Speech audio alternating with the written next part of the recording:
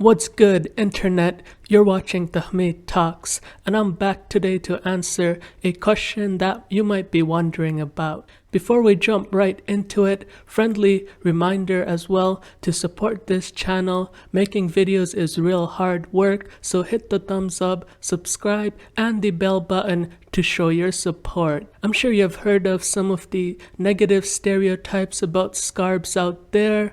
I really want to explore if the forgotten borough of Toronto is really that poor.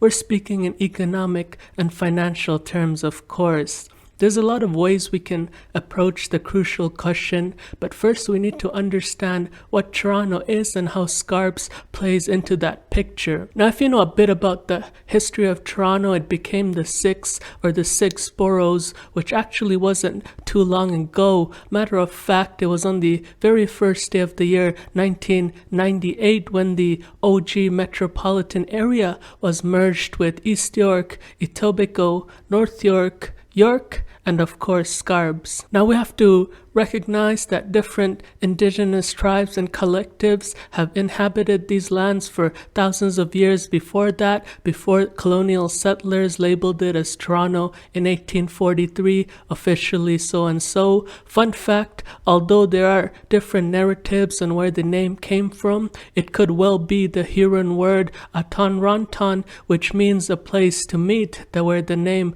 originally comes from. And you know, for a long time it was a very British city into the 19th and 20th century until after World War II, really. That's 1950s and onward, when immigration from different parts of the world would start to take off. And it was really post-1980s that you really see diversity the way we see it today, from people of almost 200 countries worldwide living together. Well, now that you're a history buff, let's talk about the present times and the actual economic and finances of this borough and the neighborhoods that make it up. First, we have to recognize the city itself. Toronto has 6 boroughs. Some people call it, a city of neighborhoods because there's over 100 neighborhoods in the city. It's a pretty big city, right?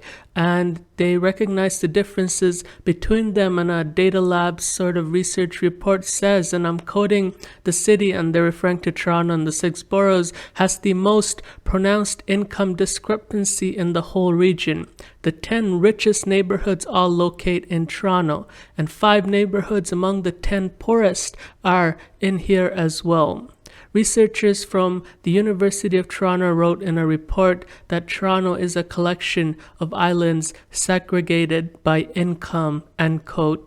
And on that note, a lot of good researchers have observed spatial patterns in the city reflected of other big cities in North America with less affluent and less wealthy people, for the most part being pushed to the inner suburbs, which Scarborough is literally, if you look at the map, right? It's an inner suburb of Toronto.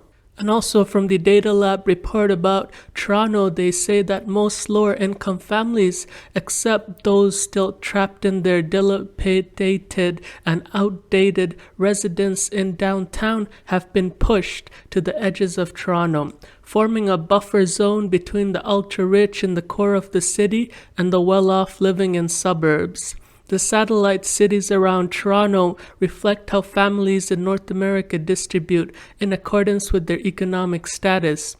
The city remains poorer than their surrounding counties.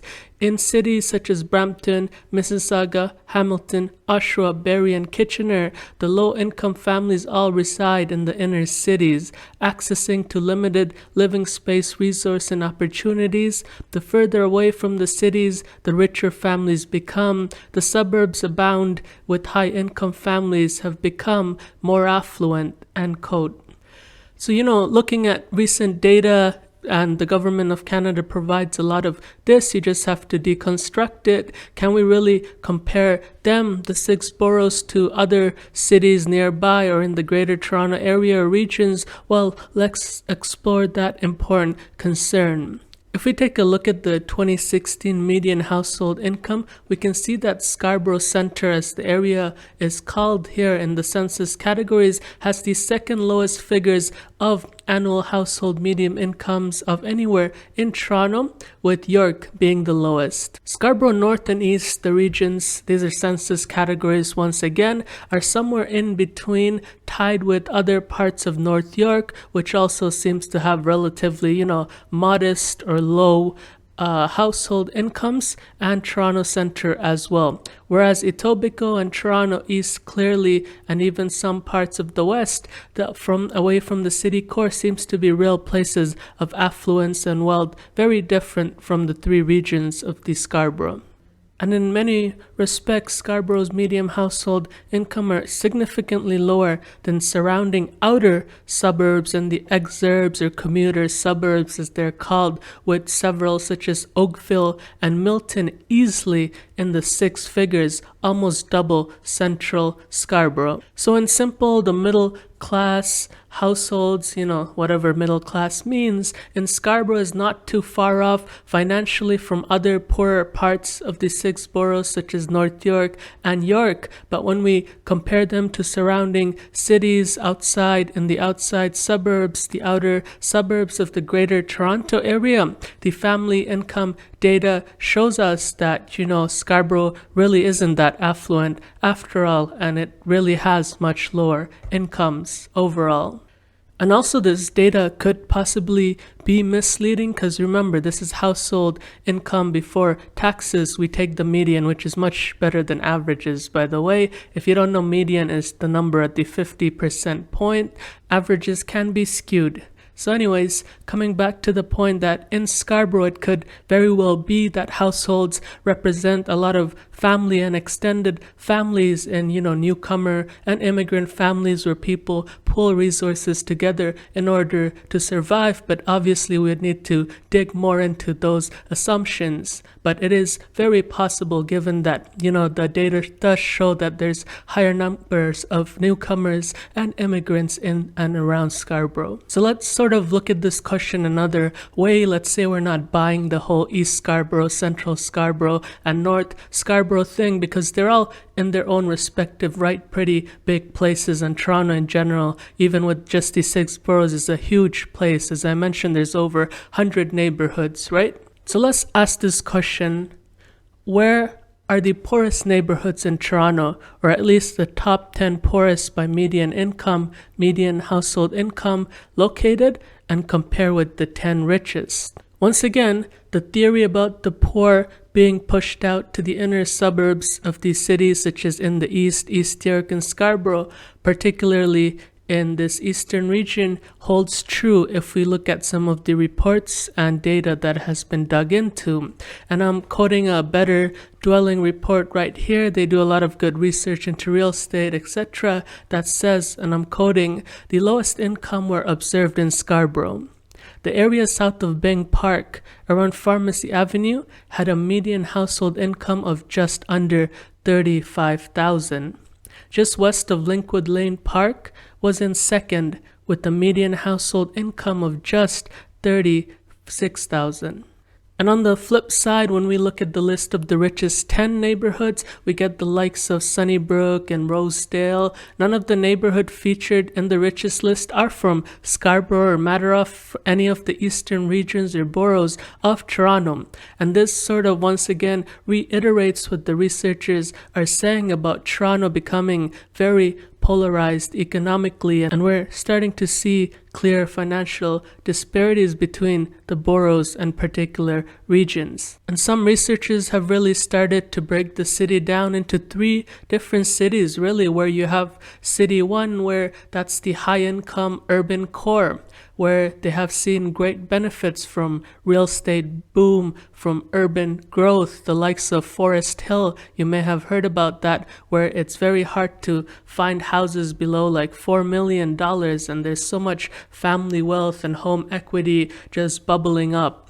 Then you have sort of the City 2 scenario in Toronto. That's your middle income areas where, people are keeping up, but they're still living wage to wage, salary to salary. And this type of middle income neighborhoods have been observed to be shrinking as they are across a lot of global cities.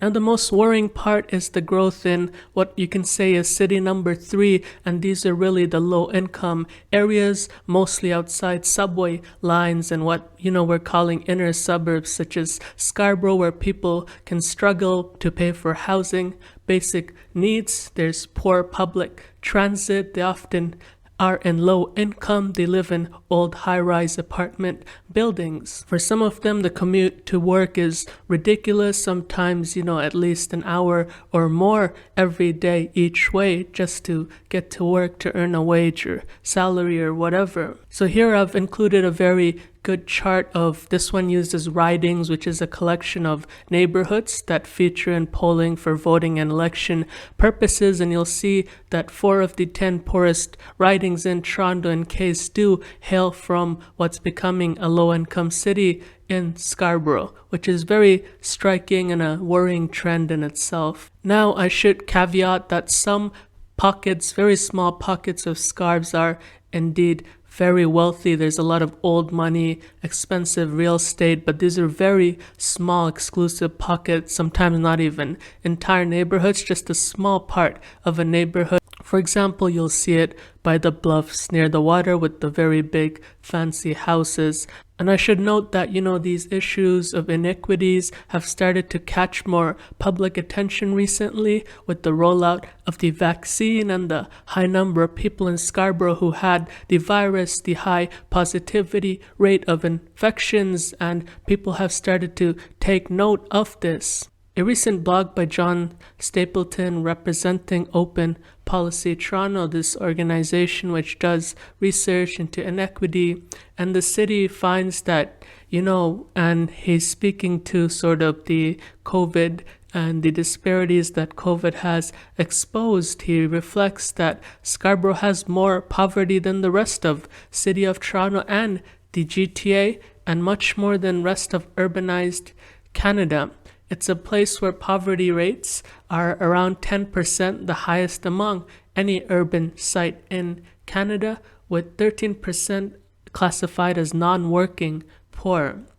And adding up that 10 and 13%, that gives you roughly 23% of Scarborough that lives in poverty, and that's a very high figure. That's 1 in 4 people. On the flip side, looking at social assistance recipients, about 10.6% of the population across Scarborough receive social assistance, whereas that average is 6.7% for the entire province of Ontario, 5.2%, basically half for all of Canada. So in Scarborough, you're twice as likely to receive social assistance government aid than the rest of Canada. Also, to top up some of those grim statistics, Scarborough also has the lowest percentage of working-aged adults, 18 to 64, in the labor market, with only 65% participating, whereas for the Toronto area, in overall, that number spikes up to 74%. So there's a clear gap in those who have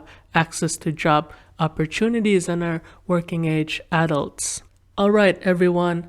I don't mean to be the bearer of bad news, but the data and the statistics for Scarborough doesn't look that great overall, but obviously, as you know, there have been certain pockets and certain people who have been able to do well. Part of the reason is obviously that newcomer immigrant hustle and working non-stop for whatever they can make. But it's a very difficult life. The other part is obviously some people have gone in the real estate ladder and benefited from the boom in housing prices that Scarborough has experienced, like other parts of Toronto as well. But obviously, the lowest income people and those in poverty don't have access to financing, access to owning homes. So, it once again might be reinstating some of the inequities that already exist. And if you live in some other part of Toronto where house prices were higher to begin with, that rise in prices will obviously benefit you much more than someone with a lower priced house. Obviously, we don't know what the future will look like. There's a lot of research on second generation children of immigrants doing really well in North American cities in terms of education and employment, and whether that will really give a bump to Scarborough in the future in terms of income and wealth. Obviously, it's much harder to find wealth data, so we really look at the income data here that is available to us. But that's an idea for a future video maybe. But as always, it's been nice, and thank you for watching. If you watched the whole way through, one more reminder to hit the thumbs up, subscribe, hit the bell, leave a comment, and I'll catch you in the next video. Peace.